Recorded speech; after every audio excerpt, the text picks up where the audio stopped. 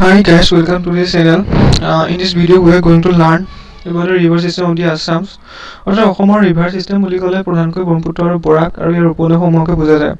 অৰ্থাৎ river system আমি এই যেটো টপিকটো আলোচনা কৰিছো অসমৰ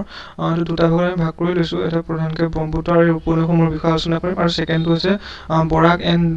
দেয়াৰ ট্ৰিবিউটাৰিজৰ বিষয়ে আলোচনা কৰিম। অৰ্থাৎ প্ৰথম পাৰ্টত আমি ব্ৰহ্মপুত্ৰ নদীৰ উপনৈ আৰু ব্ৰহ্মপুত্ৰ নদীখন ক'ৰ পৰা উৎপত্তি হৈছে বা তাৰ লগত জড়িত ফেক্টছ বিলাক আলোচনা কৰিম। অৰ্থাৎ প্ৰথম পাৰ্ট দেখা পাই আছে Part-1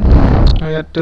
ব্ৰহ্মপুত্ৰ বুলি ক'লে প্ৰথম অৰিজিনটো হয় Brahmaputra Angsi glacier in south west Tibet বা কৈলাশ হিলছ। আংশী গ্লেচিয়াৰৰ পৰা উৎপত্তি হৈছে আৰু আংশী গ্লেচিয়াৰটো ক'ত আছে বুলি ক'লে তিব্বতৰ কৈলাশ হিলছত আংশী গ্লেচিয়াৰটো আছে নিয়াৰ চেমায়ংলিং গ্লেচিয়াৰত হয়। এণ্ড লেন্থ বুলি ক'লে ব্ৰহ্মপুত্ৰৰ 2900 কিলোমিটাৰ যেটো 2011 চনৰ লোকপিয়ল মতে হয়, কিন্তু এক্সুৱেল অৰ্থাৎ ৰিসেন্ট ডাটা মতে লেন্থটো 3969 কিলোমিটাৰ পোৱা গৈছে। ফ্লোজ ইন ইণ্ডিয়া বুলি ক'লে এবাউট প্ৰায় 916 কিলোমিটাৰ 916 কিলোমিটাৰ ব্ৰহ্মপুত্ৰ ক'ত ফ্লো কৰে ইণ্ডিয়াত টোটেল 916 কিলোমিটাৰ ব্ৰহ্মপুত্ৰ নদীখনে ফ্লো কৰে। আৰু ফ্লোজ ইন আসাম বুলি ক'লে প্ৰায় এবাউট 640 কিলোমিটাৰ অসমত ব্ৰহ্মপুত্ৰ নদীখনে ফ্লো কৰে। And Brahmaputra known as Yarlung Tsangpo in Tibet. তিব্বতত ব্ৰহ্মপুত্ৰখনক ইয়াৰলং চাংপো নামেৰে জনা যায়। তিব্বতত কি নামেৰে জনা যায় বুলি ক'লে ব্ৰহ্মপুত্ৰখনক ইয়াৰলং চাংপো। যেটো Brahmaputra enter in India Brahmaputra ইণ্ডিয়াত এন্টাৰ হয় বাই টেকিং এ শাৰ্প টাৰ্ণ এটা শাৰ্প ইউ টাৰ্ণ লয় in নামচাবৰুৱা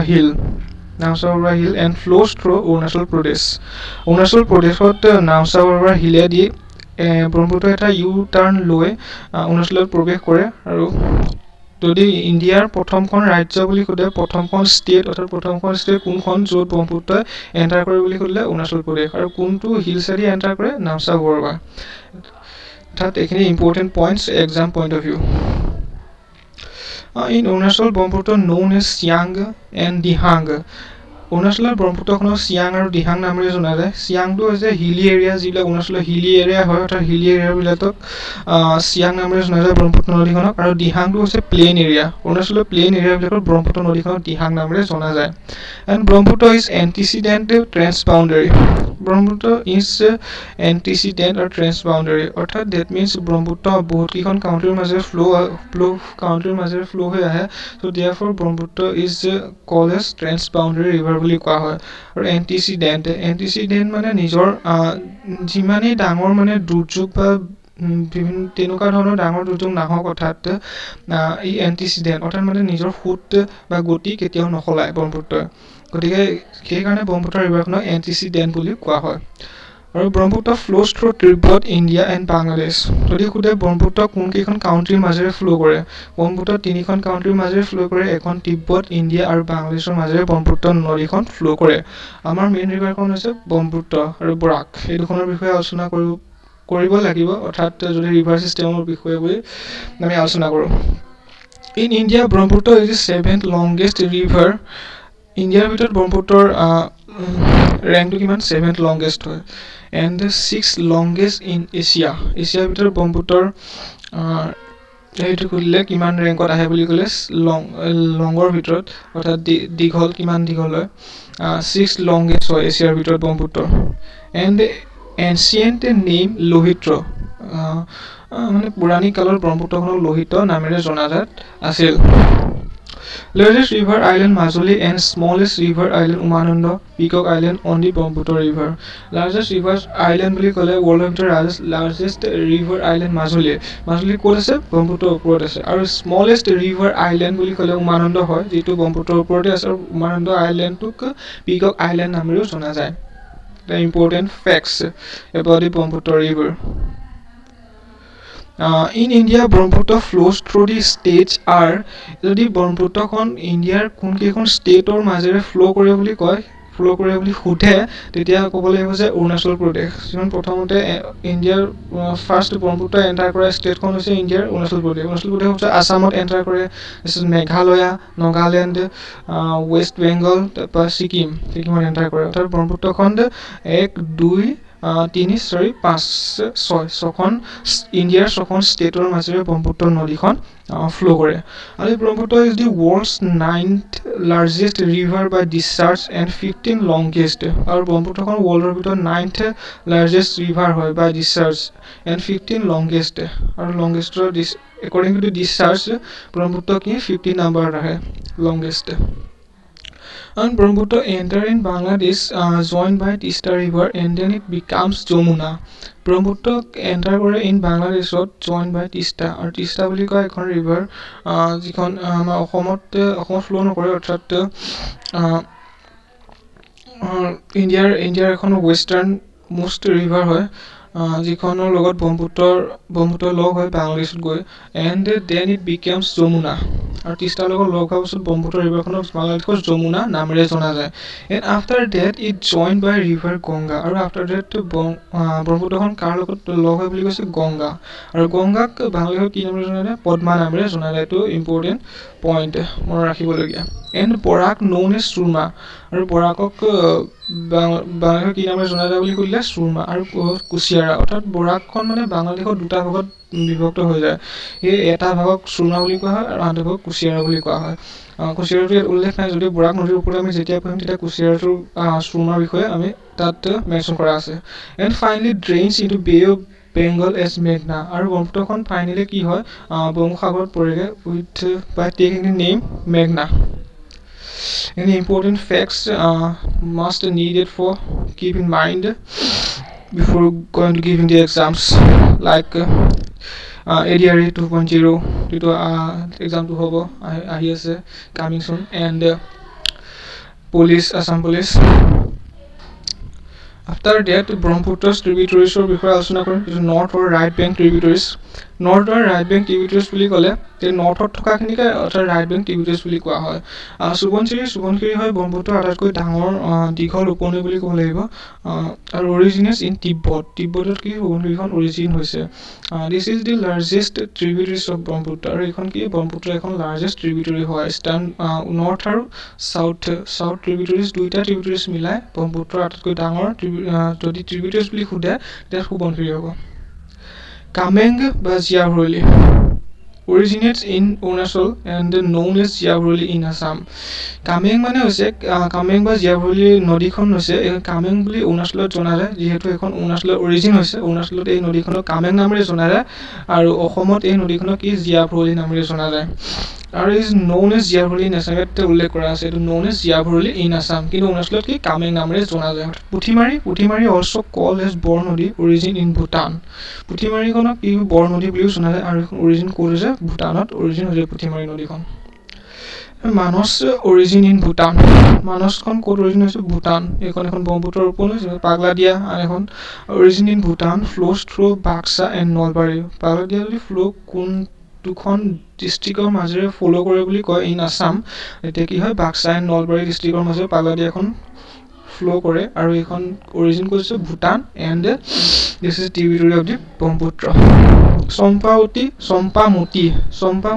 this flows through Kokrajhar মাজেৰে চম্পামতি নদীখন ফ্লো কৰে আৰু এইখন কি হয় ব্ৰহ্মপুত্ৰৰ এখন উপনৈ যিখন অৰিজিন হৈছে ভূটানৰ অৰিজিন হৈছে Sankushkan origin in Bhutan and form boundary between Assam and West Bengal. That is the most important point, which is need to keep in mind. And Sankush বুলি ক'লে origin কৰিছে ভূটানৰ origin হয় আৰু boundary form কৰে অসম আৰু West Bengaলৰ মাজত যেটো boundary form কৰে এইটো Sankush ৰিভাৰখনে form কৰে আৰু ধনচিৰি এখন ধনচিৰি নৰ্থ পাৰ্টটো সেইটো নৰ্থ বেংক ট্ৰিবিউটাৰিজ বুলি জনা যায় ব্ৰহ্মপুত্ৰৰ এতিয়া আমি আলোচনা কৰিম ব্ৰহ্মপুত্ৰৰ সাউথ অৰ লেফ্ট বেংক ট্ৰিবিউটাৰিজ বুলি ক'লে কোনবিলাক নদীক জনা যায় অৰ্থাৎ সেইখিনি বিষয়ে আলোচনা কৰিম দিবাং সাউথ বেংক ট্ৰিবিউটাৰিজ বুলি প্ৰথম কোনে দিবাং যেনে অৰিজিনেল অৰুণাচলত কথাত অৰিজিন ক'ত হৈছে দিবাংখন অৰুণাচলত Lohit origin in Tibet Burhidihing origin in Arunachal in Patkai hills বুঢ়ীদিহিংখন ক'ত অৰিজিন হৈছে Arunachal Patkai hills Disang origin in Arunachal and Dikho origin in Nagaland flows through Sibsagar. কিহৰ মাজেৰে দিখৌখন ফ্লো হয় শিৱসাগৰ এণ্ড অৰিজিন কৰিছে Nagaland Jhanji originates in Nagaland makes border between Jorhat and Sivasagar জাঞ্জিখন এখন ব্ৰহ্মপুত্ৰৰ চাউথ বেংক ট্ৰিবিউটাৰিজ হয় যিখন অৰিজিন হৈছে Nagaland and makes border between Jorhat and Sivasagar Jorhat আৰু শিৱসাগৰ ডিষ্ট্ৰিক্টৰ মাজত বৰ্ডাৰ এই জাঞ্জি নদীখনে ফৰ্ম কৰে যিখন এখন ব্ৰহ্মপুত্ৰৰ উপনৈ অৰ্থাৎ Bhogdoi origin in Nagaland and Naga hills origin নাগালেণ্ডৰ নগা হিলছত ভোগদৈখন অৰিজিন হৈছে আৰু এখন ফ্ল'জ থ্ৰু যোৰহাটৰ মাজেদি ভোগদৈ নদীখনে ফ্ল' কৰে Kakodonga origin in the Nagaland Naga hill এইখনো নাগালেণ্ডৰ নগা হিলত অৰিজিনেট হয় আৰু form boundary between Jorhat and গোলাঘাটৰ মাজত কাকডোঙা নদীখনে বাউণ্ডেৰী ফৰ্ম কৰে south bank tributaries of Brahmaputra Kopili this is the largest south bank tributary of Brahmaputra আৰু যদি চাউথ বেংক ট্ৰিবিউটাৰীৰ ভিতৰত যদি সোধে ব্ৰহ্মপুত্ৰৰ লাৰ্জেষ্ট চাউথ বেংক ট্ৰিবিউটাৰী কোনখন বুলি সুধিলে তেতিয়া কপিলি হ'ব কিন্তু গোটেই চাউথ আৰু নৰ্থ বেংক ট্ৰিবিউটাৰিজৰ ভিতৰত ব্ৰহ্মপুত্ৰৰ লাৰ্জেষ্ট ট্ৰিবিউটাৰী বুলি সুধিলে তেতিয়া কি হ'ব সুমনখিৰি আহিব ইম্পৰ্টেণ্ট ফেক্টছ মনত ৰাখিবলগীয়া Digaru it is generally tributary of Kopili river দিগাৰুখন এখন ব্ৰহ্মপুত্ৰৰ উপনৈ হয় আৰু এইখন জেনেৰেলি ট্ৰিবিউটাৰী অফ কপিলি ৰিভাৰো এখন ট্ৰিবিউটাৰী বুলি জনা যায় দিগাৰুখন Dudhnoi origin in Meghalaya flows through Goalpara origin ক'ত হৈছে দুধনৈখন মেঘালয় আৰু ফ্ল'জ থ্ৰু গোৱালপাৰা ডিষ্ট্ৰিক্টৰ মাজেৰে ফ্ল' কৰে যিখন এখন ব্ৰহ্মপুত্ৰৰ উপনৈ Krishnai it is generally tributary of river Dudhnoi Krishna এখন দুধনৈ ট্ৰিবিউটাৰী হয় আৰু এখন ব্ৰহ্মপুত্ৰৰ উপনৈ হয় অৰ্থাৎ জিঞ্জিৰাম অৰিজিনেটছ ইন মেঘালয় জিঞ্জিৰামখন ক'ত অৰিজিনেট হৈছে মেঘালয় এইখিনি আমি আলোচনা কৰিলোঁ ব্ৰহ্মপুত্ৰৰ চাউথ বেংক ট্ৰিবিউটাৰিজৰ বিষয়ে এতিয়া আমি এখন মেপ দিয়া